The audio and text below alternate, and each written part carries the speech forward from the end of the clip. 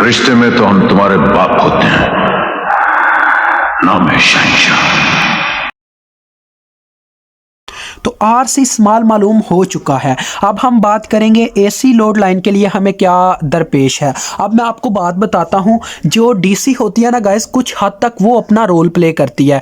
अब एक बात सोचें कि हमने मजदूरी करवानी है, दो मजदूर काम कर रहे हैं। जब एक मजदूर काम कर रहा होगा तो उसने एक हद तक काम किया होगा। जब दूसरा मजदूर उसकी मदद करेगा तो वो उस काम को आगे बढ़ाएगा या कम करेगा। तजर्बाकार मजदूर है, मजदूर ने तो काम उसको इजाफा ही करना है, उसके काम में मेहनत में इजाफा करना है। यानी क्या होना है कि यहाँ पे जो क्यू पॉइंट आने वाला ना, क्यू पॉइंट पहले आप मेंशन कर लेते हैं। क्यू पॉइंट वीसीई क्यू और आईसी क्यू के मुताबिक होगा। तो देखें वीसीई क्यू कितनी आई थी, 6.02। तो ये 6 है, 0.02 समथिंग यही कहीं पे होगा, यानी ये करीब करीब यहाँ तक। ठीक है, ये मैंने इसके लिहाज से भी लगाया। अब करंट की बात करें तो देख सकते हैं आप, हमारे पास ICQ कितनी आई थी, ICQ आई थी हमारे पास 1.3 मिली एम्पेयर। तो आप देख सकते हैं तकरीबन ये भी यहीं कहीं पे बनती है, यानी ये हमारा क्यू पॉइंट बनता है। तो ये आ गया क्यू पॉइंट। अब ये इस वजह से गाइस हो रहा है, यानी ये सही तरीके से मेंशन नहीं कर पा रहे कि यहाँ पे ये मसला है, हमने इसे स्केल से ड्रा नहीं किया, इसकी सही तरह से मेजरमेंट्स नहीं उस तरह से हो सकी जिस तरह से होनी चाहिए थी। अब ये ICQ है, पता क्या है, जो AC का काम होता है ना, वो यही होता है कि वो DC के काम को बढ़ाती है, यानी इस क्यू पॉइंट में कुछ ना कुछ वैल्यू का इजाफा करेगी। यहाँ पे देखें, यहाँ पे है VCEQ, ठीक है, ये है VCEQ और यहाँ कहीं पे है ICQ। तो पता क्या है, DC जब आएगी ना तो DC ICQ को थोड़ा बहुत बढ़ा देगी, इसी तरह से VCEQ को भी थोड़ा सा बढ़ा देगी। अब देखते हैं वो कितना अपना रोल किरदार प्ले करती है। अब मैं जो होंगी ना AC की पॉइंट्स, उनको मैं स्मॉल लेटर से रिप्रेजेंट करूँगा, यानी IC जो स्मॉल होगी AC के लिए, IC पॉइंट, उसे मैं लिखूँगा ICQ, जिसे मैं मालूम करने लगूं। ये क्यू पॉइंट ही गाइज, ये IC मतलब ये वही पॉइंट है। IC सैचुरेशन इसे मुझे लिखना चाहिए था, अभी मैंने इसे ICQ लिख दिया है, लेकिन ये IC सैचुरेशन है एक लिहाज से, क्योंकि हम अब IC सैचुरेशन मालूम करेंगे AC के लिहाज से, और इसी तरह से VCE स्मॉल लफ्ज़ों में VCE ऑफ हम मालूम करेंगे। अब ये वो किरदार निभाएंगे जो DC ने नहीं पूरा किया, मतलब काम अभी पूरा नहीं हुआ, अभी AC ने भी अपना किरदार पूरा करना है बीच में। तो देखते हैं AC क्या करती है।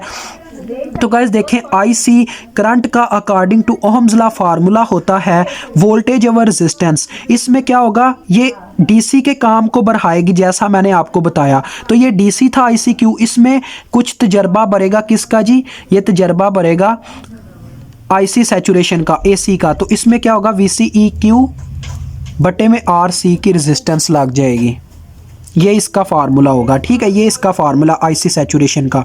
तो इसे मालूम कर लें, IC saturation is equal to ICQ हमारे पास कितनी निकली थी, 1.3 मिली, जबकि VCEQ हमारे पास कितने थे, 6.02 वोल्ट, और RC हमने अभी अभी निकाली है जो कि 1.3 किलो निकली है। तो इससे आप IC सैचुरेशन को मालूम कर सकते हैं। इसी तरह से अब मैं आपको VCE ऑफ का फार्मूला बताऊंगा, ये AC के लिए पॉइंट्स मालूम कर रहा हूँ।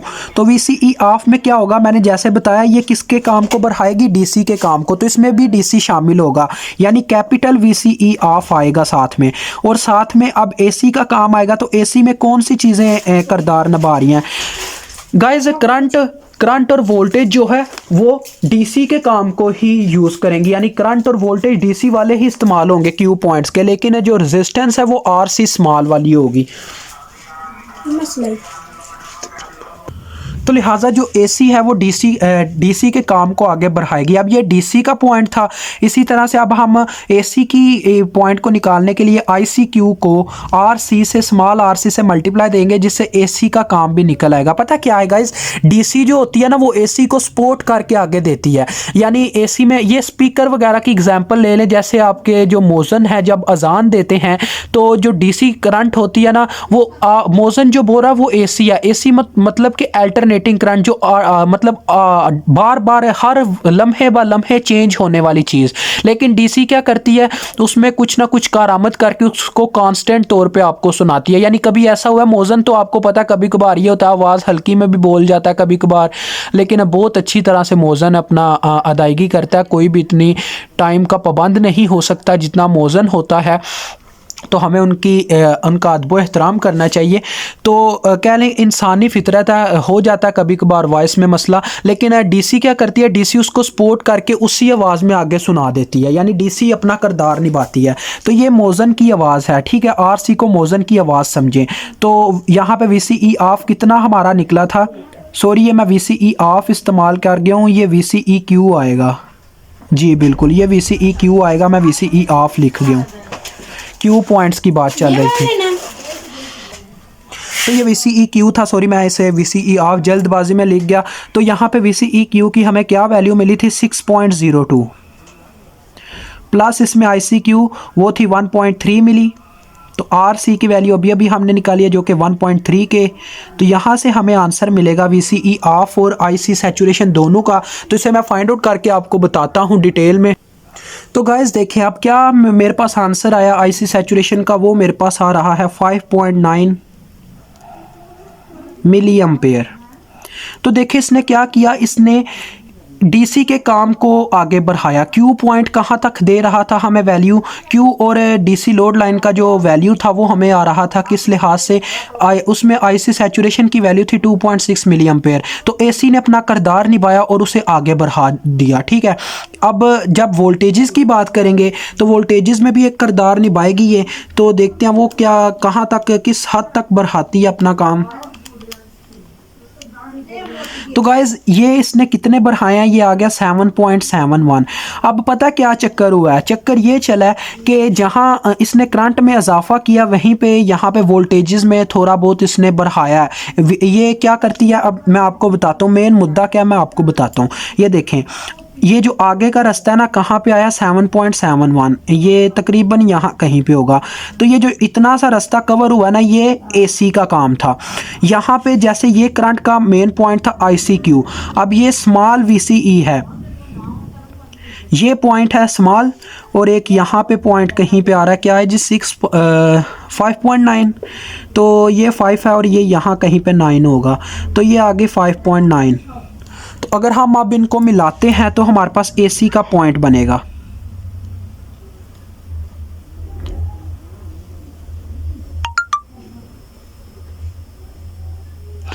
तो गैस देखें ये दोनों एक जगह पे मैच होती हैं, वो क्यू पॉइंट ही होता है। तो देखें दोनों में क्यू पॉइंट कॉमन होता है, क्योंकि क्यू पॉइंट की वैल्यूज़ को कोई छेड़छाड़ नहीं होती, बस हमने इनको ड्रा करना होता है। तो ये एसी लोड लाइन है और नीचे वाली डीसी लोड लाइन है, बस आपको यही चीज़ समझानी थी। मुझे उम्मीद है आपको काफ़ी हद तक समझ आ गई होगी कि क्यू पॉइंट का काम तो वही होता है, लेकिन एसी और डीसी आपस में सपोर्ट करके चीज़ को बेहतर बनाती हैं। तो यहाँ पर हमारा आज का ये लेक्चर ख़त्म होता है, इंशाल्लाह नेक्स्ट क्वेश्चन के साथ मिलेंगे। हाँ जी, तो गाइस जैसा कि ए और बी पार्ट हमारा डन हो चुका है, अब हम क्या करने जा रहे हैं, अब हम कंप्लायंस मालूम करने जा रहे हैं। तो गाइस कंप्लायंस मैंने एक्सप्लेन की थी कि कैसे मालूम करनी है, इसके थीसिस में क्लास से पावर एम्पलीफायर के पूरे लेक्चर में सब चीज़ें बताई गई हैं। कंप्लायंस कैसे निकालनी है, पावर कैसे निकालनी है, तो आप वहाँ पर जाके उससे देख लीजिएगा। कंप्लायंस गाइस हम दो तरह से मालूम करेंगे, पहले PP1 पहले हम मालूम करेंगे, फिर PP2 मालूम करेंगे। जो इनमें से छोटा आएगा वो होगी हमारी कंप्लायंस। तो PP1 का जो फार्मूला था वो था हमारे पास 2 टाइम्स VCEQ। ये लाजमी नहीं है PP1 इसी के बराबर हो, हम PP1 को PP2 की वैल्यू भी दे सकते हैं, PP2 को PP1 की भी वैल्यू दे सकते हैं, लेकिन कंप्लायंस बतानी है कौन सी है। हमारा मेन मकसद यह जो इनमें से छोटी वैल्यू आएगी वो कंप्लायंस कहलाएगी। और दूसरा फार्मूला है 2 × ICQ/RC। ये मैंने सारा डिटेल में बताया हुआ है थीसिस में, जिन्हें नहीं इस चीज़ का पता वो जाके अभी समझ लें। तो VCEQ गाइस हमने अभी अभी मालूम किया था ऊपर, जिसकी वैल्यू ये आपके सामने है। VCEQ = हमारे पास 6.02 आए थे, इनको 2 के साथ अगर मल्टीप्लाई दी जाए तो हमारे पास क्या निकलेगा देखते हैं। तो गाइस ये आंसर हमें यही देगा कि 12.04 आ जाएगा मेरे ख्याल में, तो इतना ही आ जाएगा। फॉर एग्जाम्पल मुझे पता है इतना ही आ जाएगा, फॉर एग्जाम्पल ही कह लें। तो ICQ हमारे पास कितनी है ICQ गाइस हमने निकाली थी, यहीं कहीं पे है जी, ये ICQ का फार्मूला था ICQ वैसे ऊपर ही निकाली थी, वो गाइस ऊपर है, वो देखें वो लिखी हुई है ICQ is equal to 1.3 milliampere, तो 1.3 मिली आ गई, ठीक है। और RC साथ में मल्टीप्लाई हो गया। RC क्या था? RC था parallel combination of two things, जिसमें से एक का नाम था हमारे पास, कहाँ पे गया RC, ये RC 1.3 के, अभी अभी हमने इसे मालूम किया कहीं पे, ये चीज़ ये देखें 1.3 के। तो अभी देखते हैं ये कितना आंसर देते हैं। मेरे ख्याल में तो PP2 ही कंप्लायंस है, इसकी वजह यह है इसकी वैल्यू छोटी आ रही है। तो देख लेते हैं 2 मल्टीप्लाई बाय 1.3 का स्केयर ये हो जाएगा। तो गाइज ये 3.38 दे रहा है, ठीक है, ये 3.38 दे रहा है। अब ये भी वोल्टेज ही बना रहे हैं। तो गाइज यहाँ पे क्या हुआ, K मिली से कैंसिल हो गया। अब देखें PP2 की वैल्यू कम आई है PP1 से, लिहाजा हमारी PP2 ही हमारी कंप्लायंस है। आपने लिखना है PP2 is less than PP1, so compliance is equal to PP2, ठीक होगा। ये हमारी कंप्लायंस आ गई है। अब जो उसके बाद डी पार्ट है हमारा, वो ये है कि हमने सप्लाइड पावर निकालनी है, ठीक है। तो गाइस सप्लाइड पावर के लिए हमें टोटल वोल्टेजेस को टोटल करंट से मल्टीप्लाई देना होता है, ये चीज़ आप जानते हैं। तो यहाँ पे हमारे पास टोटल वोल्टेजेस तो मालूम है VCC, टोटल करंट मालूम नहीं। आपको पता है यहाँ पे एक करंट आई है VCC की जानिब से जिसका नाम है ICC, जो यहाँ पे आके दो हिस्सों पे, ये एक नोड है, नोड 1 यहाँ पे दो हिस्सों में तकसीम होती है। कुछ करंट इधर जाती है जिसका नाम ICQ होता है, और कुछ करंट इधर चली जाती है जिसका नाम हम I1 रख लेते हैं, ठीक है, क्योंकि ये R1 में से गुजरी है, थोड़ा सूटेबल भी लगेगा। ICQ हमें पहले से ही मालूम है, तो I1 निकालना कोई कह लें मुश्किल काम नहीं है, काफ़ी इजी रहेगा, टेंशन नहीं लेनी। सॉरी, तो गैस वो चार्जर थोड़ी कम हो गई थी तो मैंने चार्जर लगा लिया। तो I1 हमने मालूम करनी है, ठीक है। तो देखें VCC में से I1 निकलती है और VB की जानिब दाखिल होती है, लिहाजा ये एक कासिद है, यानी एक वज़ीर है जो VCC को, पता क्या है, ये एक कह लें कि छापा मारने वाली कंपनी है। छापा मारने वाली कंपनी कह लें या चलें, आपको पुरानी सदियों की बात से समझाते हैं। ये एक हबरी है जो VCC बादशाह का हबरी है, और वो VB के इलाके में जाता है, यहाँ से हबरे पहुँचाएगा VCC को, ठीक है। तो फ़ायदा किसको होगा, VCC को या VB को? VCC को फ़ायदा होगा, VB को नुकसान होगा। लिहाजा I1 की जो इक्वेशन बनेगी ये KCL ही है गाइस। VCC माइनस आ जाएगा, ये आ जाएगा VCC माइनस VB, और जितनी रास्ते में रेजिस्टेंस बर्दाश्त की गई है वो है R1। अब आपको ये तो पता ना I1 कुछ ना कुछ तो लेगा ना, क्योंकि यार उसने रास्ते में इतनी मुश्किलात का सामना किया, लिहाजा R1 उसका हिस्सा आ जाएगा, ठीक है। और गाइज इस वीडियो के 2 पार्ट्स होने वाले हैं, क्योंकि ये क्वेश्चन काफ़ी लंबा है, इस वजह से इसके 2 पार्ट्स बनाए जाएंगे।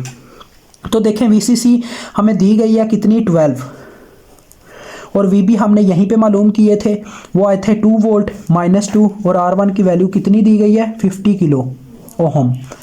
तो यहाँ से हमें I1 की वैल्यू मिल जाएगी, जो कि नाकाबिल कबूल काफ़ी कम ही होती है, लेकिन उसे माना जाएगा। ये 10 आएगा ऊपर, 10 0 0 से गया 1/5, 1/5 मीन्स ये आ जाएगा 0.2 मिली एम्पेयर। देख लें गाइज, अंदाज़ा है मैथ ब्रांड का, हमें वैसे ही पता चल जाता है इन चीज़ों का। तो मैंने आपको जैसा कि बताया ICC किसके बराबर होगी, I1 प्लस ICQ। तो यहाँ पे मैं ICC को मालूम कर लेता हूँ, I1 प्लस ICQ। तो अगर 0.2 को ऐड कर दिया जाए किसमें, 1.3 मिली में, तो कितना बन जाएगा, 1.5 मिली एम्पेयर बन जाएगा। इसमें कौन सी रॉकेट साइंस है, लिहाजा ये आ गया आंसर 1.5 मिली एम्पेयर। अभी हमारा पार्ट 3 हल नहीं हुआ, अभी पार्ट 3 मतलब अभी हल नहीं हुआ, पार्ट 4 है, सॉरी डी पार्ट है इसका, यानी कंप्लायंस तो हो चुकी है। अब हम सप्लाइड पावर निकाल रहे हैं, तो यहाँ पे मैं डी पार्ट को सॉल्व करने लगा हूँ। PS हमारे पास आ गई VCC इंटू ICC, दोनों चीज़ें मिल चुकी हैं, बस मल्टीप्लाई देने की बात है। VCC की क्या वैल्यू है गाइस हमारे पास है 12, तो 12, और ICC की क्या वैल्यू है 1.5 मिली, तो ये 18 आ जाएगा, 18 मिली वाट, इस तरह से गाइस सप्लाइड पावर हमें मालूम हो चुकी है। अब इसका हमने करना है ई पार्ट में उसने पूछा हुआ है लोड पावर को निकालने के आपको पता है कई तरीके थे, मैंने आपको थीसिस में बताए थे। तो यहाँ पे इनडायरेक्टली वीएल दी गई है जो कि 1 वोल्ट है, तो हम डायरेक्टली ही इसकी मदद से क्या करेंगे लोड पावर निकाल लेंगे PL which is equal to VL square over are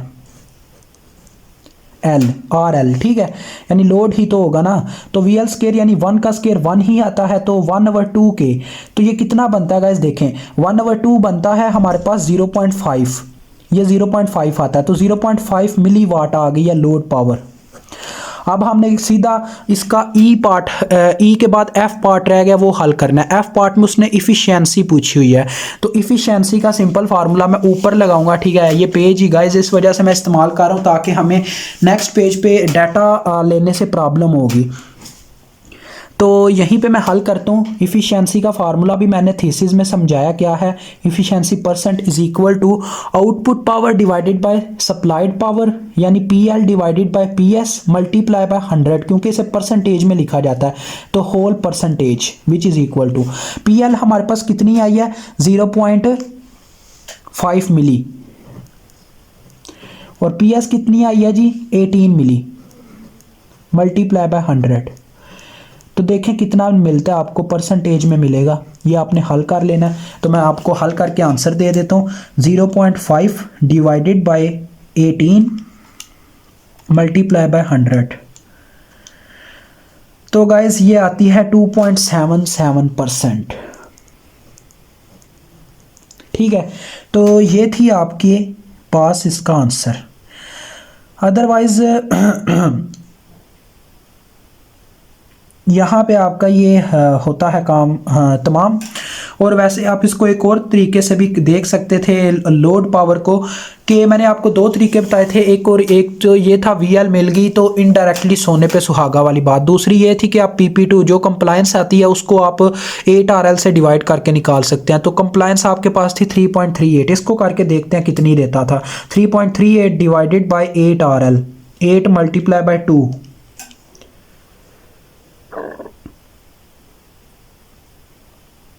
तो गाइज ये दे रहा था मुझे 0.21, यानी ये उससे भी काम दे रहा था, लिहाजा उससे और फ़र्क पड़ जाता वैल्यू में। तो तकरीबन ये अच्छी बात है, हमें PL डायरेक्ट ही मिल गई है। तो इस तरह से गाइज ये क्वेश्चन हल होता है। इंशाल्लाह मिलेंगे नेक्स्ट वीडियो में, अगर ज़िंदगी रही तो। अल्लाह हाफिज़, अस्सलाम वालेकुम।